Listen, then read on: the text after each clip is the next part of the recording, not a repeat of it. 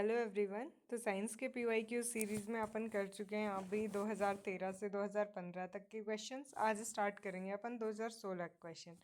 First question है भाई, हाल ही में समाचारों में आने वाले लाईफाई के संदर्भ में निम्नलिखित कथनों में से कौन से सही हैं। फर्स्ट स्टेटमेंट दिया हुआ है, यह उच्च गति डेटा संचारण के लिए प्रकाश को माध्यम के रूप में प्रयुक्त करता है। ये बात बिल्कुल सही है। यह एक बतौर प्रौद्योगिकी है और वाईफाई से कई गुना तीव्रतर है। ये बात भी दोनों स्टेटमेंट दोनों सही है। तो भाई देखते हैं लाईफाई, जिसकी फुल फॉर्म क्या है भाई, light Fidelity wireless communication system पर कार्य करने वाली एक दृश्य प्रकाश संचार वीएलसी व्यवस्था है। लाईफाई की गति वाईफाई से कई गुना बेहतर और तीव्रतर है, 224 जीबी पर सेकंड तक। इसकी लागत वाईफाई से 10 गुना कम है। लाईफाई सामान्य घरेलू लेड एलईडी बल्ब की प्रकाश तरंगों को माध्यम के रूप में प्रयुक्त कर सकता है। बल्ब रोशनी के साथ इंटरनेट सुविधा भी देगा। दोष यह है कि लाईफाई कम दूरी में ही प्रभावी है। कठोर मौसम की स्थिति में संचालन मुश्किल और अंधेरे में काम नहीं करता है ये। ठीक है भाई। नेक्स्ट क्वेश्चन है, जैव सूचना विज्ञान बायो इन्फॉर्मेटिक्स में घटनाओं गतिविधियों के संदर्भ में समाचारों में कभी कभी दिखने वाला पद ट्रांसक्रिप्टोम किसे निर्दिष्ट करता है। तो भाई ये किसे निर्दिष्ट करता है देखते हैं अपन। ए ऑप्शन है जीनोम संपादन, जीनोम एडिटिंग के प्रयुक्त एंजाइमों की एक श्रेणी है। किसी जीव द्वारा अभिव्यक्त एमआरएनए अणुओं की पूर्ण श्रृंखला है, या फिर जीन अभिव्यक्ति की क्रियाविधि का वर्णन है, या फिर कोशिकाओं में होने वाले आनुवंशिक उत्परिवर्तनों की क्रियाविधि है। तो भाई ये है किसी जीव द्वारा अभिव्यक्त एमआरएनए अणुओं की पूर्ण श्रृंखला होती है। जैव सूचना विज्ञान यह एक अंतःविषयक क्षेत्र जो कंप्यूटर, जीव विज्ञान, रसायन विज्ञान, गणित, इंजीनियरिंग तथा सांख्यिकी का प्रयोग कर जैविक डाटा का विश्लेषण और व्याख्या करता है, जैसे डीएनए और प्रोटीन अनुक्रमों का मानचित्रण और विश्लेषण करना, उनकी तुलना करने के लिए विभिन्न डीएनए और प्रोटीन अनुक्रमों का मिलान करना इत्यादि। ट्रांसक्रिप्टोम यह व्यक्ति कोशिकाओं में सभी आरएनए का सेट है और इसे केवल एमआरएनए का सेट भी कह सकते हैं। ट्रांसक्रिप्शन एमआरएनए को उत्पन्न करने वाले जीन को ट्रांसक्रिप्शन प्रक्रिया से गुजारा जाता है। यही एमआरएनए ट्रांसलेशन के माध्यम से प्रोटीन का संश्लेषण करता है। यूपीएससी अक्सर आरएनए, डीएनए, जीन, जीनोम, गुणसूत्र, जीनोम सीक्वेंसिंग, जैव प्रौद्योगिकी पर क्वेश्चन पूछता रहता है, थोड़ा ध्यान देना। नेक्स्ट क्वेश्चन है, आईएनएस अस्त्रधारिणी जिसका हाल ही में समाचारों में उल्लेख हुआ था, निम्नलिखित में से कौन सा सर्वोत्तम वर्णन है। ये उभयचर युद्धपोत है, या फिर नाभिकीय शक्ति चालित पनडुब्बी है, या टॉर्पिडो प्रमोचन या और पुनर्प्राप्ति रिकवरी जलयान है, या फिर नाभिकीय शक्ति चालित विमान वाहक है। तो भाई ये है कि टॉर्पिडो प्रमोचन और पुनर्प्राप्ति जलयान है। आईएनएस अस्त्रधारिणी भारतीय नौसेना के लिए स्वदेशी के रूप में निर्मित तथा डिज़ाइन टॉर्पिडो लॉन्च एवं पुनर्प्राप्ति पोत है। इसे अक्टूबर 2015 को विशाखापट्टनम में नौसेना बेस में कमीशन किया गया था। यूपीएससी 2016 में इसे प्रीलिम्स में पूछ लिया। फिर यूपीएससी अक्सर डिफेंस आधारित क्वेश्चन पूछता ही रहता है। अमेरिकी डिफेंस थर्ड का क्वेश्चन भी इसमें पूछा गया था।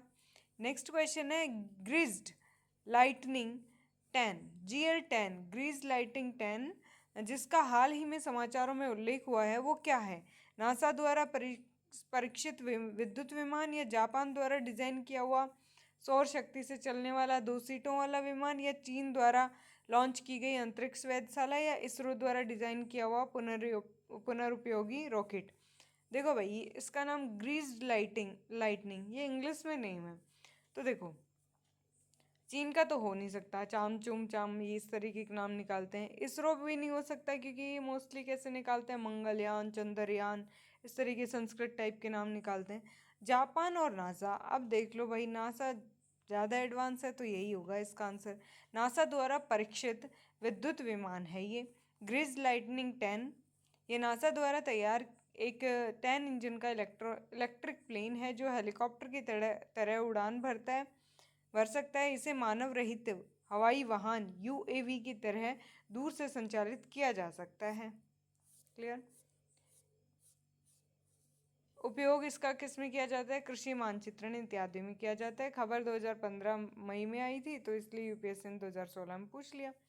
नेक्स्ट क्वेश्चन है, निम्नलिखित कथनों में से कौन से सही हैं? विषाणु संक्रमित कर सकते हैं, जीवाणुओं को, कवकों को, पादपों को, भाई सबको कर सकते हैं, ये किसी को ना छोड़ें। वायरस, यह एक गैर कोशिकीय जीव है। वायरस एक बाध्यकारी परजीवी है। यदि एक कोशिका को संक्रमित करते हैं तो उस कोशिका के संसाधन की सहायता से स्वयं को दोहराते हैं, नियंत्रण स्वयं लेते हैं।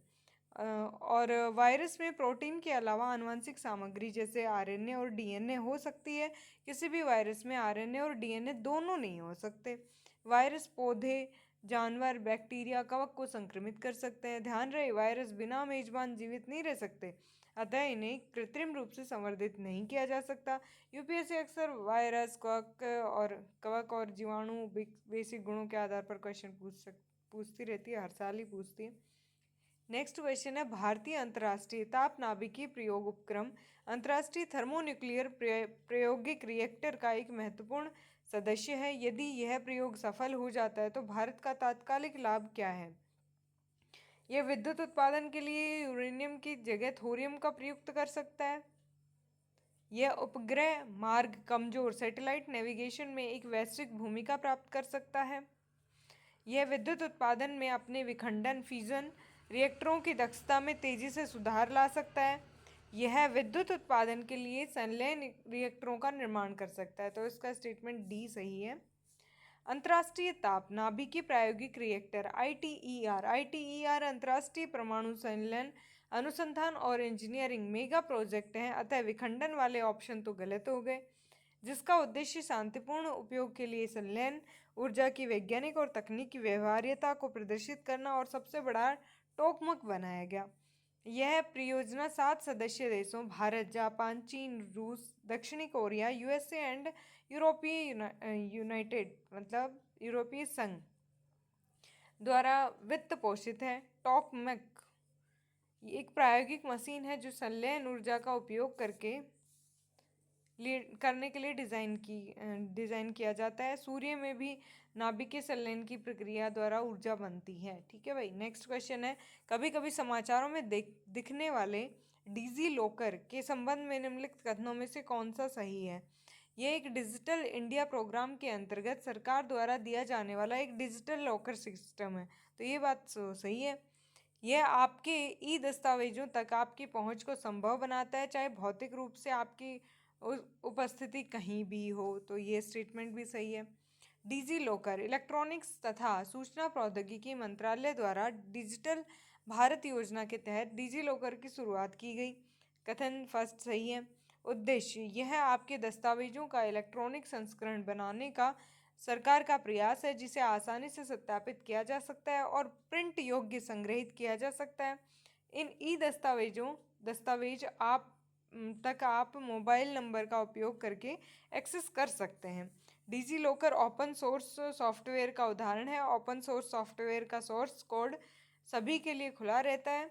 कोई भी व्यक्ति इसे परिवर्तित संशोधित कर उसमें योगदान दे सकता है एवं स्वयं इसका उपयोग निःशुल्क कर सकता है। तो ये थे अपना कौन सा पेपर, 2016 का पेपर जो कंप्लीट हुआ। नेक्स्ट पेपर देखेंगे नेक्स्ट वीडियो में। और अगर आप बुक लेना चाहें तो सर का नाम है धर्मेंद्र जी जाखड़ सर, उनकी बुक आप ऑर्डर कर सकते हैं, आराम से मस्त खुद से पढ़ सकते हैं। Okay, bye bye, take care.